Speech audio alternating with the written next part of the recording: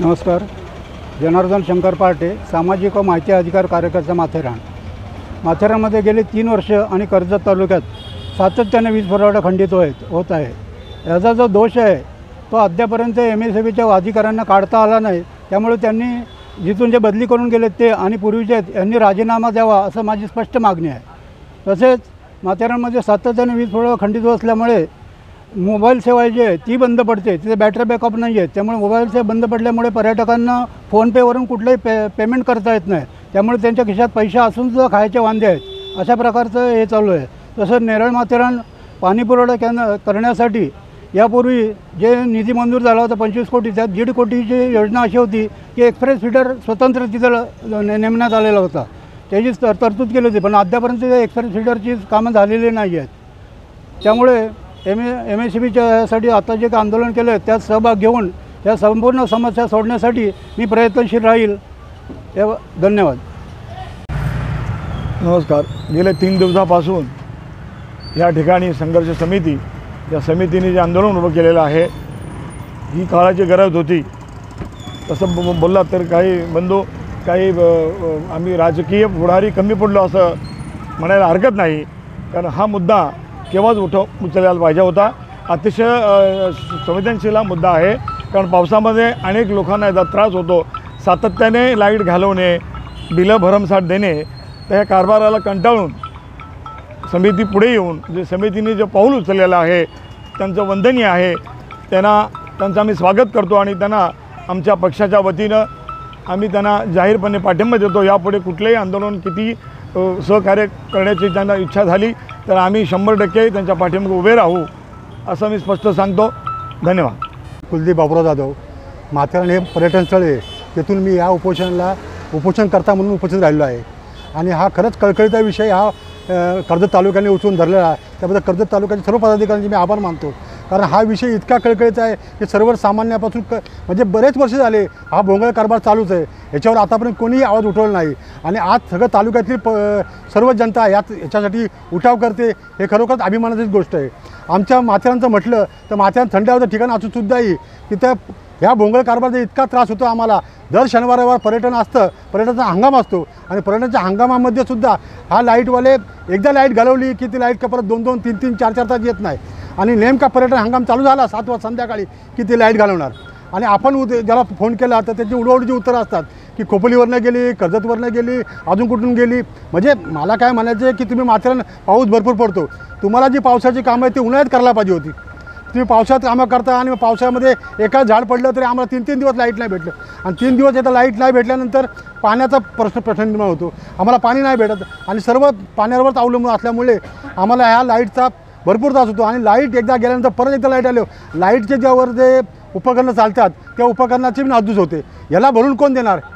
हे जे भरून देणार का? बिल नाही भरलं तर तुम्ही लाईट कट करायला बरोबर येतात आणि लाईट कट करायला म्हणजे तुम्हाला धमकी येतात आम्हाला की बिल नाही भरलं लाईट कट करा. पण जेव्हा तुम्ही लाईटची सेवा बी आम्हाला तशी दिली पाहिजे ना, लाईटची सेवा तुम्ही आम्हाला तशी दिली पाहिजे. आणि त्यामुळे हा जो प्रश्न आहे तो मार्गी लागलाच पाहिजे. यासाठी आमचा संपूर्ण सक्रिय पाठिंबा या उपोषणकर्त्याला असेल.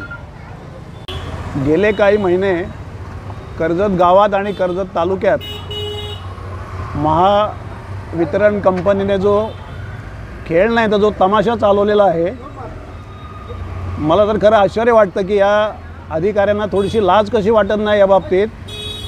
इतक्या लोकांच्या तक्रारी, असंख्य लोकांची पेपरबाजी झाली, प्रिंट मीडियामध्ये आलं, इलेक्ट्रॉनिक मीडियामध्ये आलं, तरीसुद्धा कुठली दखल न घेताना त्यांचं बेजबाबदारपणाचं जे काम आहे ते तसंच चालू राहिले आत्तापर्यंत.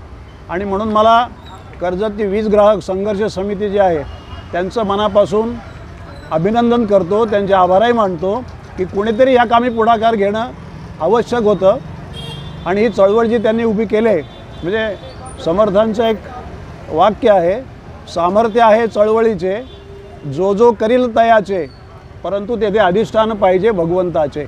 भगवंत म्हणजे नागरिकांना या भगवंताच्या रूपाने या नागरिकांना त्यांनी डोळ्यासमोर ठेवून हा जो उपक्रम सुरू केला आहे त्यांना मी मनपूर्वक धन्यवाद देतो.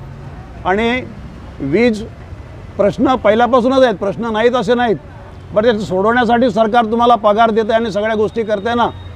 जरी कंझ्युमर वाढले असले, ST लाईन वाढली असेल, LT लाईनची वाढली असेल, अन्य काही सामुग्री कमी असेल, तरी प्रिव्हेंटिव्ह मेंटेनन्स नावाचा एक प्रकार असतो, त्याच्यामध्ये तुम्हाला किती निधी मिळाला, त्याच्यामध्ये काय काम केलं, पावसाळ्यात आणि पावसाळ्यातसुद्धा आत्ता अजून त्याच्यासाठी वेळ घेऊन पुन्हा ते शटडाऊन घेण्याचा प्रकार चालूच आहे. मग वर्षभर तुमचं काम 8 महिने किमान काय चालतं, याचं कुठलंही उत्तर ते देऊ शकत नाहीत.